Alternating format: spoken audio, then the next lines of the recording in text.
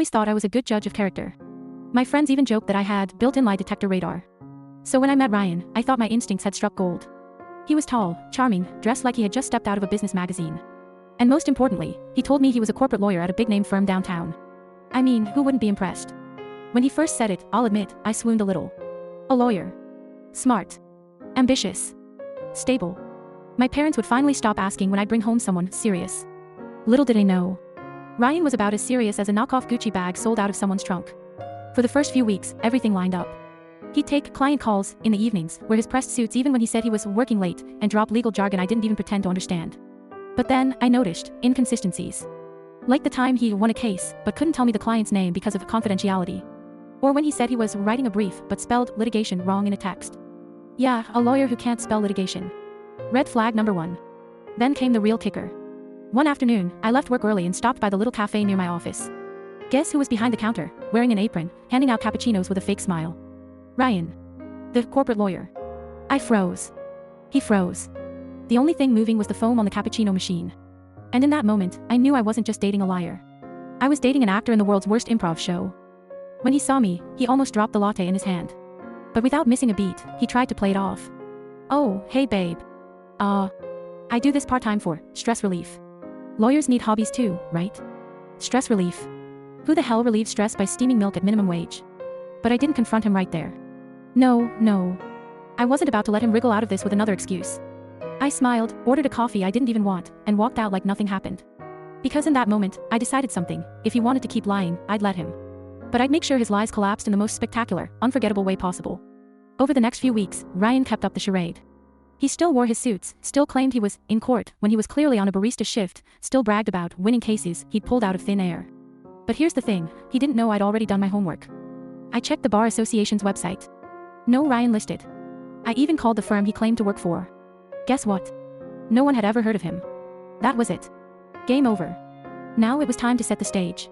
So when Ryan's birthday rolled around, I decided to throw him a surprise party. Except the surprise was all mine. I invited all his friends. A few of mine. And the cherry on top, his parents, who adored bragging about their lawyer son. And because I wanted maximum impact, I also invited a mutual friend who, oh, this was delicious, was a real lawyer. The night of the party, Ryan strutted in like a peacock. Suit pressed. Hair slicked. Ready to play the role of a big shot lawyer in front of his audience. He had no idea he was walking straight into the courtroom of me. After the cake was cut and the drinks flowed, I stood up, clinked my glass, and said, "Everyone, I think it's only fair that we celebrate Ryan not just as the amazing person he is, but also as the incredible lawyer he's become." Applause. His mom beamed. Ryan smirked like he'd just won a case in front of the Supreme Court. That's when I dropped it. "So, Ryan, why don't you tell us about your most recent case? I mean, you're always winning them, right? I'm sure everyone would love to hear." He laughed nervously, tugging at his tie. "Oh, you know, client confidentiality."